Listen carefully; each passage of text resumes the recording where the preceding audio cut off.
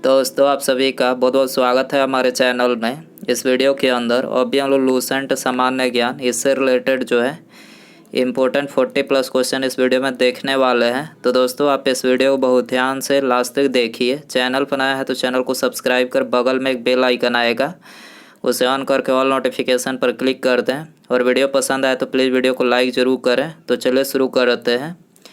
देखिए यहाँ पर हमारा पहला क्वेश्चन दिया गया है, किसी क्षेत्र को मरुस्थल माना जाएगा यदि, तो देखिए किसी क्षेत्र को मरुस्थल माना जाएगा यदि वार्षिक वर्षा 25 सेंटीमीटर से कम हो। ठीक है, वार्षिक वर्षा जो है 25 सेंटीमीटर से कम हो तब जो है किसी क्षेत्र को मरुस्थल माना जाएगा। तो ऑप्शन सी यहाँ पर करेक्ट हो जाएगा। क्वेश्चन नंबर 2 है, दिए गए विकल्पों में कौन यमुना की सहायक नदी नहीं है। तो यमुना की सहायक नदी जो है ऑप्शन सी यहाँ पर घाघरा नदी नहीं है। बाकी ये तीनों चंबल, केन और बेतवा तीनों यहाँ पर जो है ये यमुना की सहायक नदी है। क्वेश्चन नंबर 3 है, किस दर्रे से होकर ब्रह्मपुत्र नदी भारत में प्रवेश करती है। देखिए वेरी इंपॉर्टेंट क्वेश्चन है, किस दर्रे से होकर ब्रह्मपुत्र नदी जो है भारत में प्रवेश करती है। तो करेक्ट आंसर ऑप्शन बी हो जाएगा, यांगयाप दर्रा। ठीक है, यांगयाप दर्रे से होकर जो है ब्रह्मपुत्र नदी भारत में प्रवेश करती है। इसके अलावा भारत के प्रमुख दर्रे, इससे रिलेटेड जो क्वेश्चन एग्जाम में पूछे जाते हैं वो यहाँ पर हमने लिख रखे हैं। देखिए पहला दिया गया है, बुर्जिल दर्रा किस राज्य में स्थित है। बुर्जिल दर्रा जो है किस राज्य में स्थित है, तो ये जम्मू कश्मीर राज्य में स्थित है। खैबर दर्रा कहाँ स्थित है, पाकिस्तान व अफगानिस्तान के बीच स्थित है।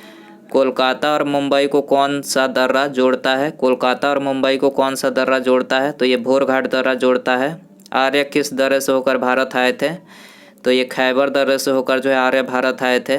प्रसिद्ध जवाहर सुरंग का नाम किस प्राकृतिक दर्रे को दिया गया है। प्रसिद्ध जवाहर सुरंग का नाम किस प्राकृतिक दर्रे को दिया गया है, तो ये बनिहाल दर्रे को दिया गया है। पांचला दर्रा किस राज्य में स्थित है। पांचाला दर्रा किस राज्य में स्थित है, हिमाचल प्रदेश राज्य में। जयलेपला दर्रा किस राज्य में स्थित है, सिक्किम राज्य में स्थित है। किस दर्रे से होकर तीर्थयात्री मानसरोवर झील के दर्शन हेतु जाते हैं। किस दर्रे से होकर तीर्थयात्री मानसरोवर झील के दर्शन हेतु जाते हैं, तो ये माना दर्रा से होकर जाते हैं। जम्मू से श्रीनगर का मार्ग किस दर्रे से होकर जाता है, बनिहाल दर्रे से होकर जाता है जम्मू से श्रीनगर का मार्ग। थालघाट दर्रा और भोरघाट दर्रा, मतलब थालघाट और भोरघाट दर्रे किस पर्वतमाला में स्थित है, पश्चिमी घाट में स्थित है। पिपली घाट दर्रा किस पर्वतीय भाग में स्थित है, तो ये अरावली पर्वतीय भाग में स्थित है। जोजिला दर्रा किस राज्य में स्थित है, जम्मू कश्मीर राज्य में स्थित है। तुजू दर्रा किन दो राज्यों को जोड़ता है। तुजू दर्रा जो है किन दो राज्यों को जोड़ता है, म्यांमार को जोड़ता है। बोमडिला दर्रा किस राज्य में स्थित है, अरुणाचल प्रदेश राज्य में स्थित है। पश्चिम बंगाल का रानीगंज प्रसिद्ध है। पश्चिम बंगाल का रानीगंज प्रसिद्ध है, तो करेक्ट आंसर डी हो जाएगा, कोयला क्षेत्र के लिए प्रसिद्ध है। कार्बन टैक्स लगाने वाला विश्व का पहला देश कौन सा है। कार्बन टैक्स लगाने वाला विश्व का पहला देश कौन सा है, फिनलैंड है। ऑप्शन बी यहाँ पर करेक्ट हो जाएगा। संविधान सभा के प्रारूप समिति के अध्यक्ष कौन थे। संविधान सभा के प्रारूप समिति के अध्यक्ष कौन थे, डॉक्टर भीमराव अंबेडकर थे। ठीक है, ऑप्शन डी करेक्ट हो जाएगा। इसके अलावा भारतीय संविधान से रिलेटेड जो क्वेश्चन इंपॉर्टेंट क्वेश्चन एग्जाम में पूछे जाते हैं यहाँ पर है। पहला दिया गया है, संविधान सभा की पहली बैठक कब हुई थी, 9 दिसंबर 1946 को। संविधान सभा के अस्थायी अध्यक्ष कौन थे, डॉक्टर सच्चिदानंद सिन्हा थे। संविधान सभा के अस्थायी अध्यक्ष के रूप में किसे नियुक्त किया गया था, तो डॉक्टर राजेंद्र प्रसाद को किया गया था। भारतीय संविधान सभा की स्थापना कब की गई थी, 6 दिसंबर 1946 को। भारतीय संविधान के निर्माण में कितना समय लगा था, 2 वर्ष 11 महीना 18 दिन। 2 वर्ष 11 महीना 18 दिन समय लगा था। भारत में पहली बार संविधान दिवस कब मनाया गया था, 2015 में पहली बार मनाया गया था। संविधान में धर्मनिरपेक्ष और समाजवाद शब्द किस वर्ष जोड़े गए। संविधान में धर्मनिरपेक्ष और समाजवाद शब्द किस वर्ष जोड़े गए, 1976 में। पंचवर्षीय योजना की अवधारणा किस देश के संविधान से प्रेरित है, सोवियत संघ के संविधान से प्रेरित है। किस भाग को संविधान की आत्मा कहा जाता है, प्रस्तावना को। भारतीय संविधान को लागू करते समय इसमें कितने अनुच्छेद, भाग और अनुसूचियाँ थे, 395 अनुच्छेद, 22 भाग और 8 अनुसूचियाँ। जिस टाइम पर संविधान मतलब लागू किया गया था उस टाइम पर थे। अभी वर्तमान की बात की जाए तो 450 मतलब 448 से ज़्यादा अनुच्छेद हैं, 25 भाग हैं और 12 अनुसूची अभी वर्तमान में है। ठीक है, गणना की दृष्टि से 395 ही अनुच्छेद है, लेकिन खंड वाइज इसकी संख्या बढ़ चुकी है, 450 से भी ज़्यादा अनुच्छेद हो चुके हैं। देश का कौन सा सर्वोच्च कानून है? भारतीय संविधान सर्वोच्च कानून है। भारत का संविधान किसके द्वारा बनाया गया था? तो संविधान निर्मात्री सभा के द्वारा जो है भारत का संविधान बनाया गया था। भारतीय संविधान को अंगीकृत कब किया गया था? 26 नवंबर 1949 को जो है अंगीकृत किया गया था। दोस्तों वीडियो पसंद आ रहा है तो प्लीज़ वीडियो को लाइक ज़रूर करें, अपने दोस्तों में शेयर कर सकते हैं। ठीक है, और चैनल पर नया है तो चैनल को सब्सक्राइब करके बेल आइकन प्रेस करें। अगला क्वेश्चन देखते हैं। क्वेश्चन नंबर 7 है, भारतीय संविधान में न्यायिक पुनर्विलोकन की व्यवस्था किस देश के संविधान से लिया गया है? न्यायिक पुनर्विलोकन की व्यवस्था किस देश के संविधान से लिया गया है? तो यह अमेरिका के संविधान से लिया गया। ऑप्शन ए करेक्ट हो जाएगा।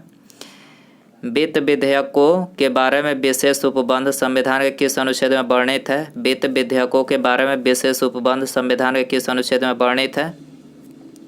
तो यह अनुच्छेद 117 में वर्णित है। ऑप्शन बी यहाँ पर करेक्ट हो जाएगा। संघ और राज्यों के अधीन सेवाएं संविधान के किस भाग में उल्लेखित किया गया है? संघ और राज्यों के अधीन सेवाएं संविधान के किस भाग में उल्लेखित किया गया है? तो ये भारतीय संविधान के भाग 14 में जो है उल्लेखित किया गया है। अगला क्वेश्चन है, संसदीय शासन में वास्तविक कार्यपालिका शक्ति निम्नलिखित में से किसके पास होती है? संसदीय शासन में वास्तविक कार्यपालिका शक्ति किसके पास होती है? तो ये प्रधानमंत्री के पास होती है। ऑप्शन बी करेक्ट हो जाएगा। निम्नलिखित में से कौन एक संघीय बजट की तैयारी और उसे संसद में पेश करने के लिए उत्तरदायी है? तो करेक्ट आंसर ये हो जाएगा आर्थिक कार्य विभाग। ठीक है, ऑप्शन ए यहाँ पर करेक्ट हो जाएगा। अगला क्वेश्चन है, उच्चतम न्यायालय में संविधान के निर्वाचन से संबंधित मामले की सुनवाई करने के लिए न्यायाधीशों की संख्या कम से कम कितनी होनी चाहिए? तो उच्चतम न्यायालय में संविधान के निर्वाचन से संबंधित मामलों की सुनवाई करने के लिए न्यायाधीशों की कम से कम जो संख्या होनी चाहिए वो 5 होनी चाहिए। ठीक है, ऑप्शन ए करेक्ट हो जाएगा। विजयनगर आने वाला प्रमुख विदेशी यात्री डोमिंग पायस किसके शासनकाल में भारत आया? डोमिंग पायस किसके शासनकाल में भारत आया था? तो ये आया था कृष्णदेव राय के समय में। ठीक है, ऑप्शन डी करेक्ट हो जाएगा। वैदिक सभ्यता में आर्यों की प्रशासनिक इकाई को कितने भागों में बांटा गया था? वैदिक सभ्यता में आर्यों की प्रशासनिक इकाई को कितने भागों में बांटा गया था? तो ये 5 भागों में बांटा गया था। ठीक है, ऑप्शन बी करेक्ट हो जाएगा। अगला क्वेश्चन है, सिंधु घाटी सभ्यता का सबसे बड़ा स्थल कौन है? सिंधु घाटी सभ्यता का सबसे बड़ा स्थल कौन सा है? मोहनजोदड़ो है। ठीक है, ऑप्शन बी करेक्ट हो जाएगा। ऋग्वैदिक कालीन नदियों में सदानीरा किस नदी का प्राचीन नाम है? ऋग्वैदिक कालीन नदियों में सदानीरा किस नदी का प्राचीन नाम है? तो ये गंडक का प्राचीन नाम है। ऑप्शन डी करेक्ट हो जाएगा। महात्मा बुद्ध ने सर्वाधिक उपदेश कहाँ दिए थे? महात्मा बुद्ध ने सर्वाधिक उपदेश कहाँ दिए थे? शरावस्ती में दिए थे। ये आंसर हो जाएगा। किस स्थान पर साइमन विरोधी जुलूस का नेतृत्व करते हुए लाला लाजपत राय पुलिस द्वारा लाठी चार्ज में घायल हुए थे? तो ये हुए थे लाहौर में। ठीक है, लाहौर में जो है साइमन विरोधी जुलूस का नेतृत्व करते हुए लाला लाजपत राय जो है पुलिस के द्वारा जो है लाठी चार्ज से घायल हुए थे। याद रखना है आपको।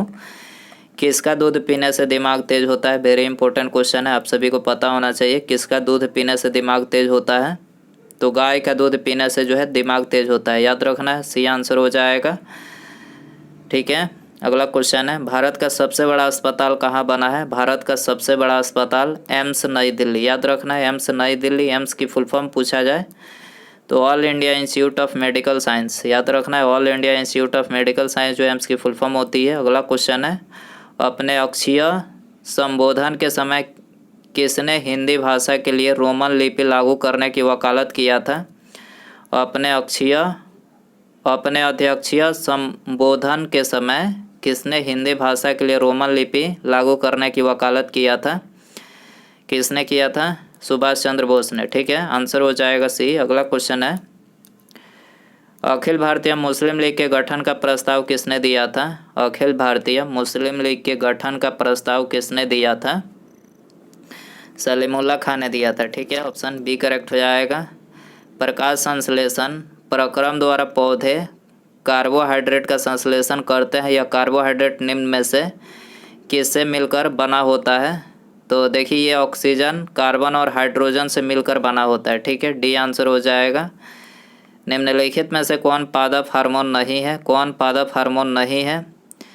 तो एपिनेफ्रिन जो है ये पादप हार्मोन नहीं है। सी आंसर हो जाएगा। सूची फर्स्ट को सूची सेकंड से सही सुमेलित कीजिए। देखिए पहला दिया गया हैजा, तो देखिए हैजा किसके द्वारा होता है? बैक्टीरिया के द्वारा। याद रखना है आपको, हैजा बैक्टीरिया के द्वारा। डेंगू जो है वायरस से होता है। फिलपाँव जो है ये कृमि से होता है। और मलेरिया प्रोटोजोआ से। याद रखना है आप, सुमेलित इस तरह से देख सकते हैं। अगला क्वेश्चन है, निम्नलिखित में से कौन आनुवांशिक रोग है? Very important question. आनुवांशिक रोग इनमें से कौन सा है?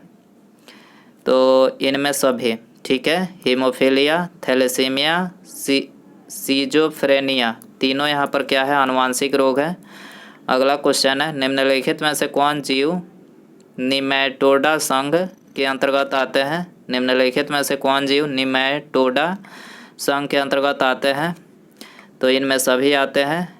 एस्कैटिस, फिलेरियसिस, पिन वर्ग, तीनों क्या है? निमेटोडा संघ के अंतर्गत आते हैं। अगला क्वेश्चन है, लार में मुख्यतः कितने प्रकार के पाचक एंजाइम पाए जाते हैं? लार में मुख्यतः कितने प्रकार के पाचक एंजाइम पाए जाते हैं?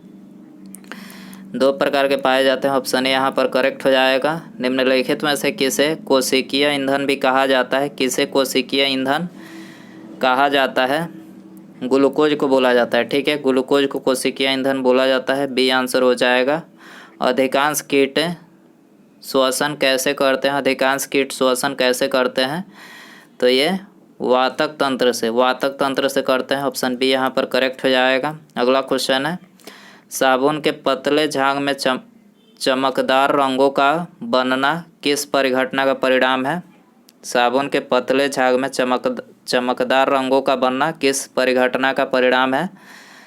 तो देखिए परावर्तन और व्यक्तीकरण का परिणाम है। परावर्तन और व्यक्तीकरण के कारण से जो है साबुन के पतले झागों में चमकदार रंगों का बनता है। ऑप्शन ए यहाँ पर करेक्ट हो जाएगा।